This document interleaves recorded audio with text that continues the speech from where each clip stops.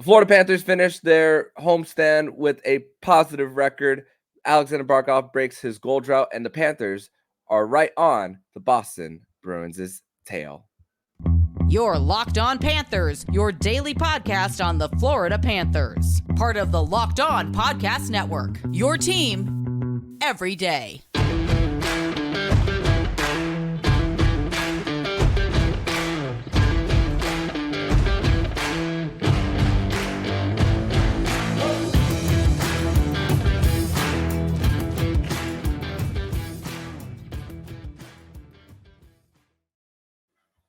And welcome into this Monday, February 12th edition of the Locked On Florida Panthers podcast, part of the Locked On Podcast Network, where it's your team every day. Thank you for making the Locked On Florida Panthers podcast your first listen of the day. I'm Armando Velez from the Hockey News, and you can follow me on X at MondoMan12. Follow the show account on X and Instagram at LO_FLA Panthers. And shout out to the everydayers who come back here and get your daily Florida Panthers fix.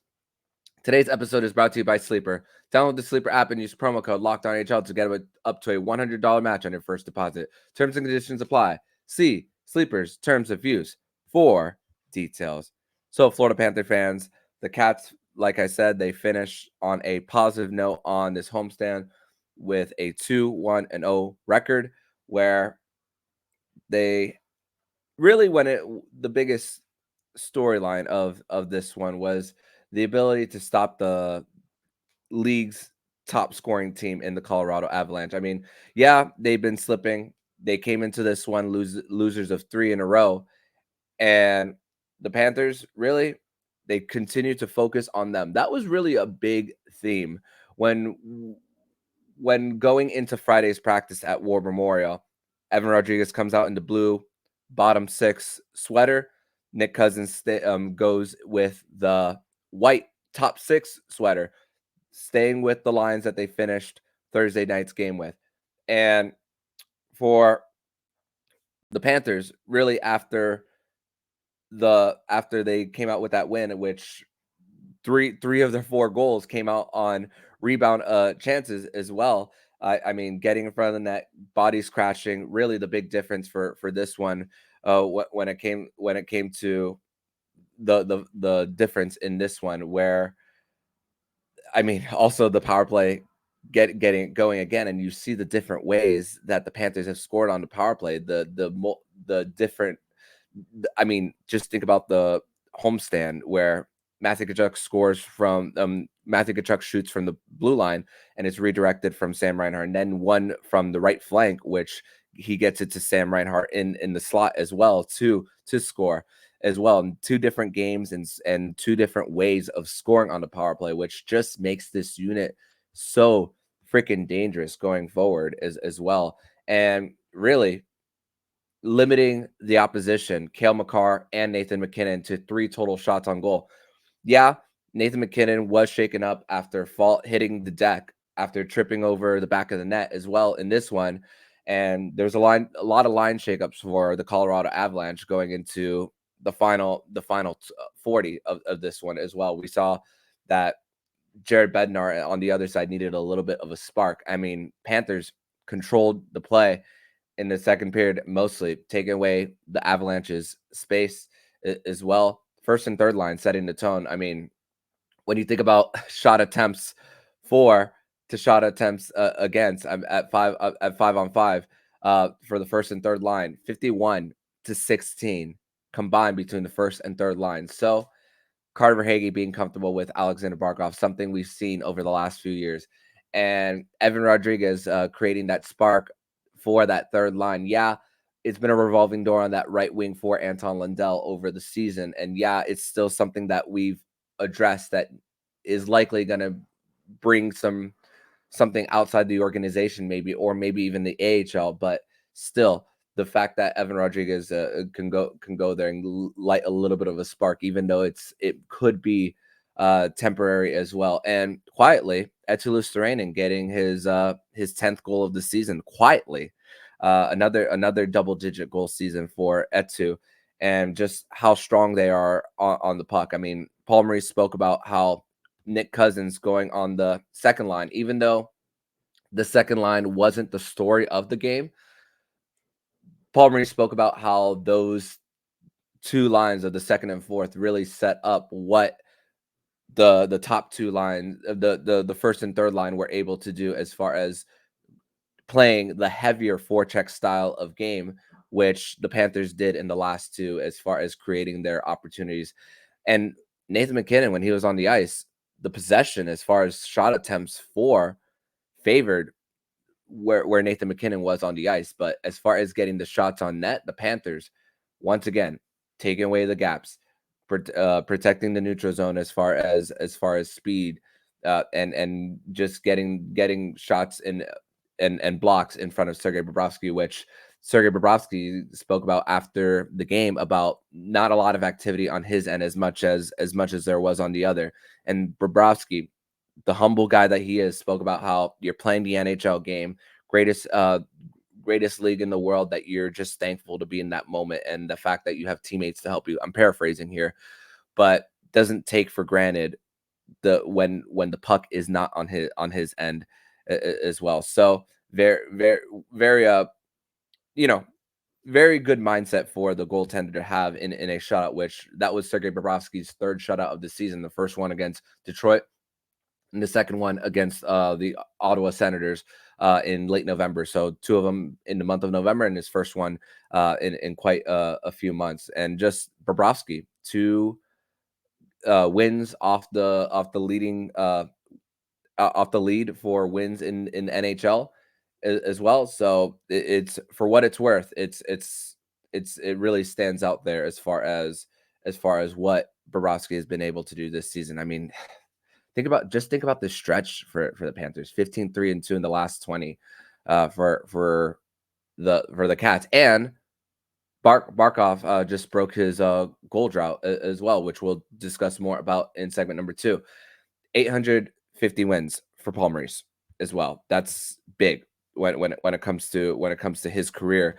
And it's also crazy how, when it comes to the 850 wins, Maurice spoke about how it mostly stood out to him as far as getting to second in games coached all time in the NHL, how that was more of a milestone, being behind Scotty Bowman. But really, to enjoy this for him, he said that the goal is to ultimately win the cup, to really enjoy all the accomplishments, the games won, which again, fifth all time, the games coached, second of all time of that. So really, when it comes to that, that's really what he's going to enjoy as far as his career.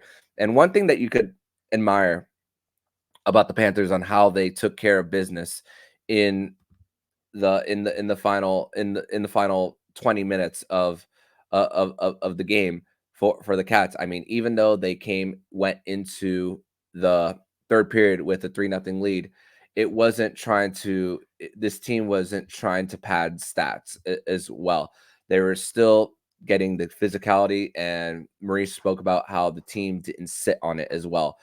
The Barkov spoke about how the Panthers didn't really try to open up the game, despite leading as well for the Panthers, and really continuing, and also the mindset of what's bigger, as far as bigger picture for the team, as far as, okay, padding stats are great, but when it comes to still playing the right way, and still things about what could carry over, good or bad, despite the lead, and also when it comes to that, you can see that this team is just so focused and so just ready for any situation, whether it's them blowing out the opposition, or tie game at 2 or 3, whatever.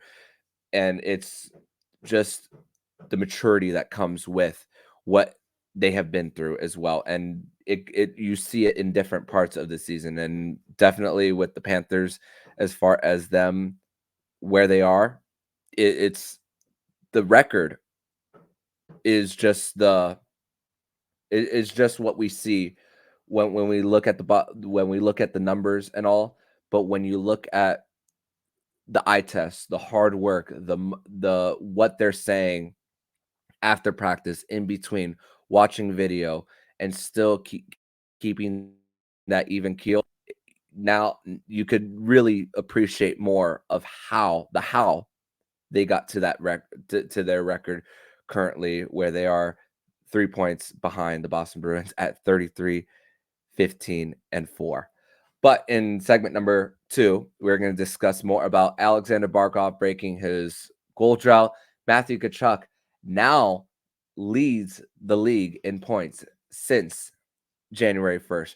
We are going to discuss more of that here on the Locked On Florida Panthers podcast.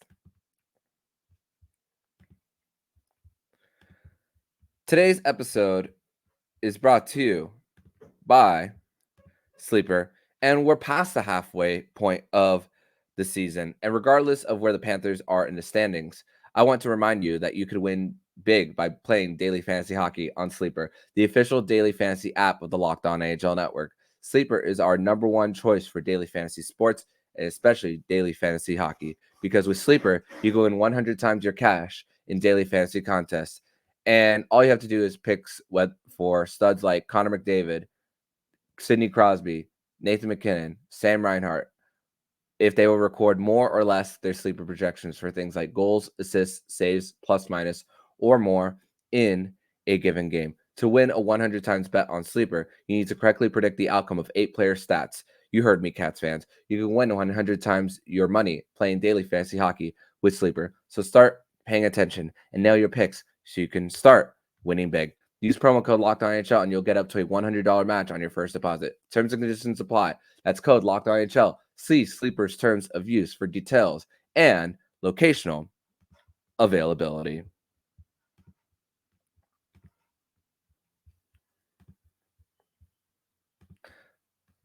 Locked On has launched the first ever national sports 24/7 streaming channel on YouTube. You can find Locked On Sports Today on YouTube, and you will see exclusive national shows. And you could also find Locked On Sports Today now on Amazon Fire TV. So go to Amazon Fire TV and subscribe to Locked On Sports Today, your 24/7 streaming channel. Back on this Monday, February 12th edition of the Locked On Florida Panthers podcast. Thank you once again for making the Locked On Florida Panthers podcast your first listen of the day here on a Monday. By the way, congratulations to the Kansas City Chiefs on winning the Super Bowl, another championship for Patrick Mahomes. And for me personally, I'm not upset about it. It's not a division rival of the Dolphins that is it has a dynasty currently going on, so I can sleep better at night knowing that it's not. And hey, maybe next year it'll be there for the Miami Dolphins. We're hoping, at least, as well. Still a lot of work to do as far as getting under the cap, but hey, they can do that easily. Wish they can restructure contracts in the NHL. That'll be a dream to. And hey, Panthers could keep everyone, Montour, Reinhart, and Gustav Forsling there as well, if that structure were the same. But let's talk about Matthew Tkachuk, where he is now the leader in the NHL since January 1 in points. 28 points for Matthew Tkachuk since January 1. And all the talk that was happening prior to this stretch for Matthew Tkachuk. Spoke about the analytics for, it's getting there. The finishing touch isn't there right now for Matthew Tkachuk.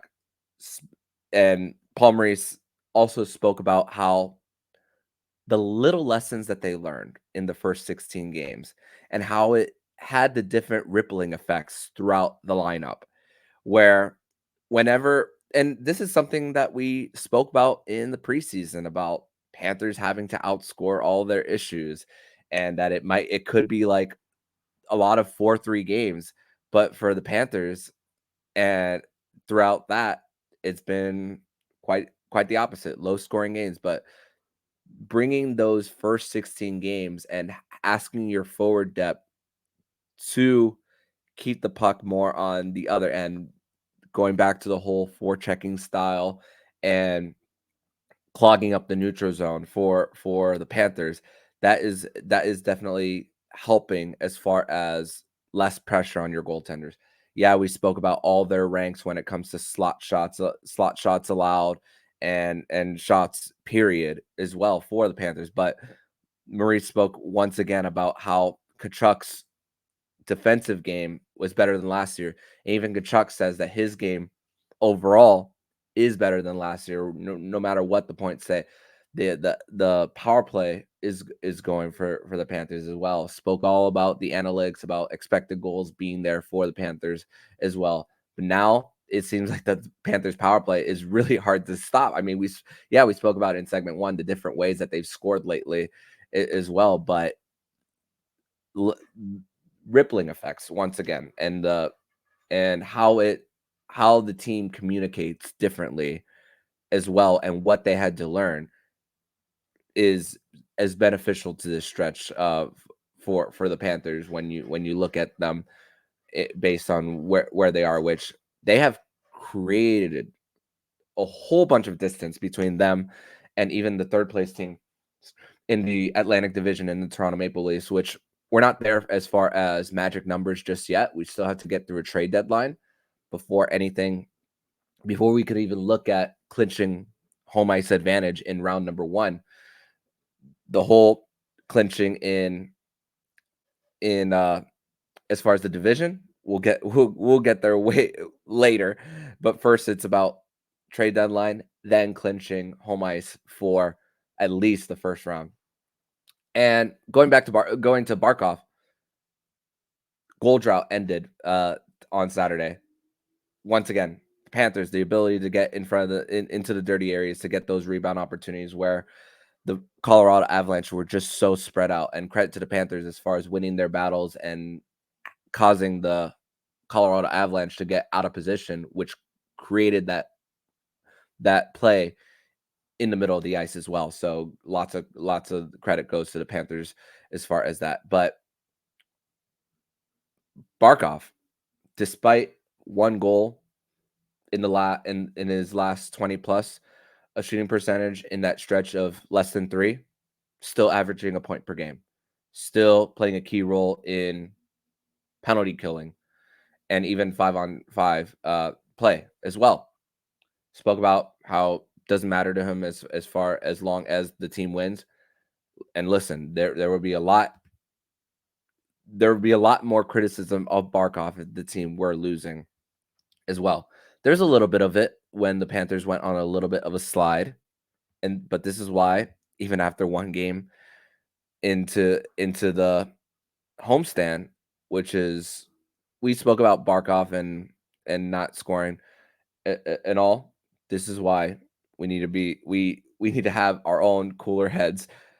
We need the cooler heads to prevail as well when it comes to what this guy brings to the table as well, with back checking in transition and just closing gaps in the neutral zone. And that is where Barkov truly makes his money. He really truly makes the money in the neutral zone. Yeah, he's the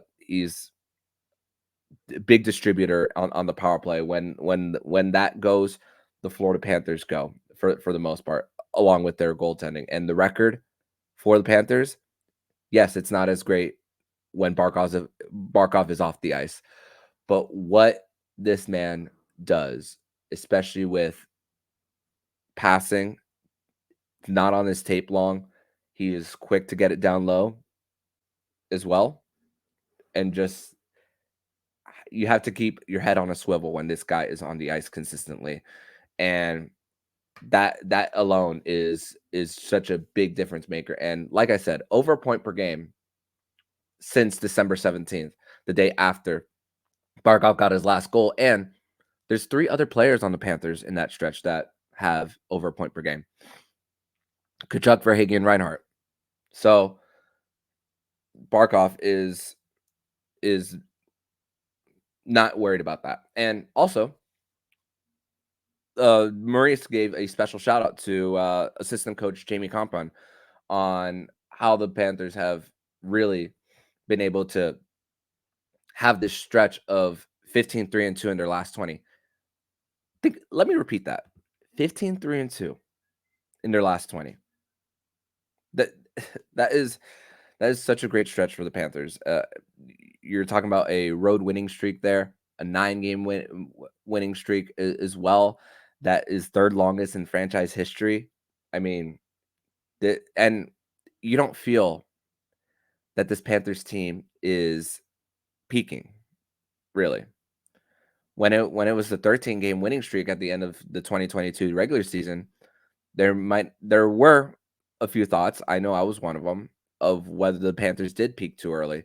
And even with that Washington series back in 2022, Panthers escaped based on talent alone. 0 for 18 on the power play in that. Let's not forget, Sergei Bobrovsky was the least of the issues as well. And then you saw full exposure in the Tampa series. But different style of play since, different mindset.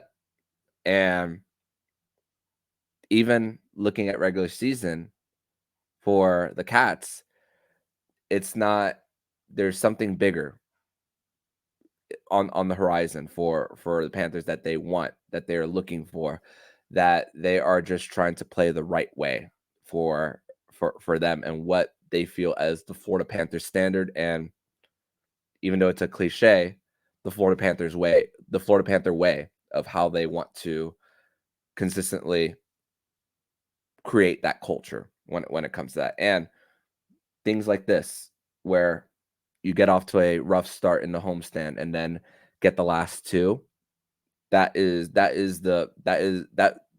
continues to define what culture is for the Florida Panthers as far as that.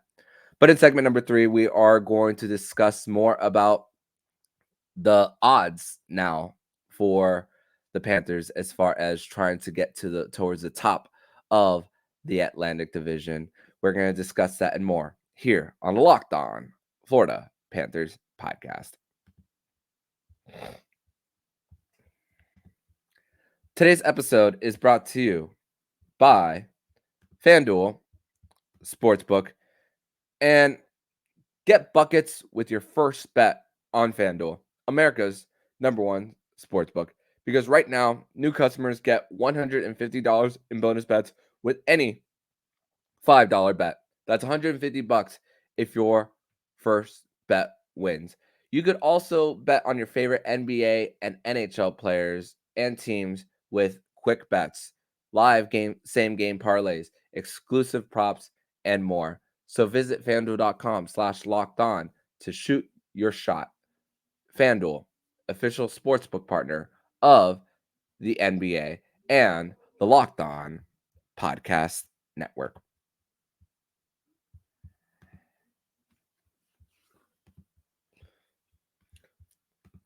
Third and final segment here on this Monday, February 12th edition of the Locked On Florida Panthers podcast. Thank you once again for making the Locked On Florida Panthers podcast your first listen of the day here on a Monday. And by the way, if you are not subscribed to the YouTube channel already, we will be posting a video later today on me and Florida Panthers historian Francisco Aporta of us trying the Publix Panthers sub. We tried it for the first time on Friday, right before the Serie del Caribe final at Lone Depot Park. And funny enough, on Saturday in the press box, the Florida Panthers PR also gave the media Panthers subs as well. So got to try it twice. First time was on purpose. The second time was not. So pretty cool to be in the building as far as that. So as far as my opinions on it, make sure to stay subscribed to the Locked On Florida Panthers YouTube channel so you guys will see our reaction based on that. So I want to share more of where the division stands and how I mean the Panthers are in striking distance. That's I mean 2 head-to-heads too. So even with every game for the last 30 games for the Panthers, regardless of everything, even if you match records, you still have those two head-to-head matchups between the Panthers and the Bruins as well. So as far as chances to win the division, Panthers are at a plus 145 to win the Atlantic, while the Boston Bruins are at a minus 140 for the Cats as well. And it's crazy because going into this next stretch for the Panthers, where they have 3 days off, which we are about 25 minutes away from the Panthers hitting the ice at War Memorial for practice as well, which there could be some maintenance days as well. Just anticipating that with still a few days away from the Panthers hitting the ice in a game setting again. And Paul Maurice did speak about how Sam Bennett was feeling under the weather before Thursday's game, but got better. So maybe a little bit of a rest for the Panthers. But going back to the topic at hand with chances to win the division, 145 plus 145 for the Panthers to win. So $100 gets you an extra 45 for the Cats, but also strength of schedule for the Panthers and the Bruins, which Panthers, as far as two toughest games, they are 10th, by the way, in strength of schedule. 2 games against the Bruins, 2 against the Rangers, 2 against the Canes. And as far as toughest opponents, according to Tankathon, they have Toronto up there as far as 2 more matchups and the Detroit Red Wings there. Boston is first as far as strength of schedule. They absolutely manhandled the Canucks the other day at home, 4-0. But they still have to travel west. They have not traveled to at Vancouver. They have not gone to Vegas yet as well. They have. I don't believe they've gone to Edmonton neither. And they have to play the Dallas Stars, which the Panthers also have to play the Stars. So some of these, when you look at the opponents, you see Boston plays them, but also Florida plays them as well. Boston still has to play the Rangers twice. Florida has to play the Rangers twice. Boston has to play them once as well. So everything is going to figure itself out as far as that when it comes to the last 30 games for the Panthers. But 2 head-to-heads, which is so crucial for the Panthers as far as chasing after the Bruins as far as that, which we saw them lose against the Calgary Flames at home on Tuesday, which the Panthers couldn't take advantage of their loss. But the Boston Bruins shut out only 18 shots on goal on Saturday against the Washington Capitals at home, which Ovechkin scored again, which now is 4 games in a row for Ovi as far as that. So despite the Panthers giving up a power play goal to Aleksander Ovechkin, it's great to see that he is padding his stats as far as getting closer to Wayne Gretzky's record, but for the Panthers' sake, coming out with a win. So we're witnessing history as far as that, but still the Florida Panthers coming on the winning side of this as well for them. And also for one last thing before we get out of here is the fact that for the Cats and them coming into this next stretch as far as playing the next 3 on the road against Pittsburgh, Buffalo, and then Tampa Bay, which will be a 5 p.m. Puck drop, which we will be there for that game next Saturday against the Lightning.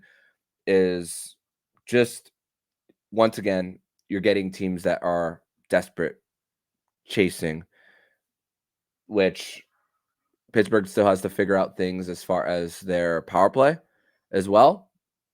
And the Lightning are going through a little bit of adversity in this stretch where Mikhail Sergachev returned after 2 months on IR, and then unfortunately fractures his leg with a collision near the half wall. I believe it was with Philip Hedl. No, not Philip Hedl. Philip Hedl's out for the year. I believe it was Lafreniere that he crashed into the corner with as well. So there's a little bit of adversity with these teams, but lot of desperation for the Panthers coming into this next stretch where they've been successful on the road. They continue. They have the best road penalty kill, excuse me. And it's going to be very telling in this stretch once again of how they continue that push. And it's going to be the first 2 games. It'll be on a back-to-back. So interesting to see what the goalie rotation will be, who starts the first end of the back-to-back versus the second. Still a little bit of time to get there before the games get started. So it's just something to prepare coming up for the Cats, as still a few days away. But on tomorrow's edition of the Locked On Florida Panthers podcast, we are going to discuss a player that the Florida Panthers could be in on, as far as making some phone calls ahead, where we are about 3 weeks until the March 8th trade deadline. We're going to discuss who that player is on tomorrow's edition of the Locked On Florida Panthers podcast. But in the meantime, if you like what you're hearing, please subscribe to the podcast to be notified every single time the Locked On Florida Panthers podcast jumps into your podcast feed. Don't forget to also subscribe to the other shows on the Locked On NHL network, including Locked On NHL, Locked On Fantasy Hockey with Flip Livingstone and Steel Roden, and Locked On NHL Prospects. Thank you once again for making the Locked On Florida Panthers podcast your first listen of the day. So I'm Armando Velez, signing off. And you've been listening to the Locked On Florida Panthers podcast, part of the Locked On Podcast Network, where it's your team every day.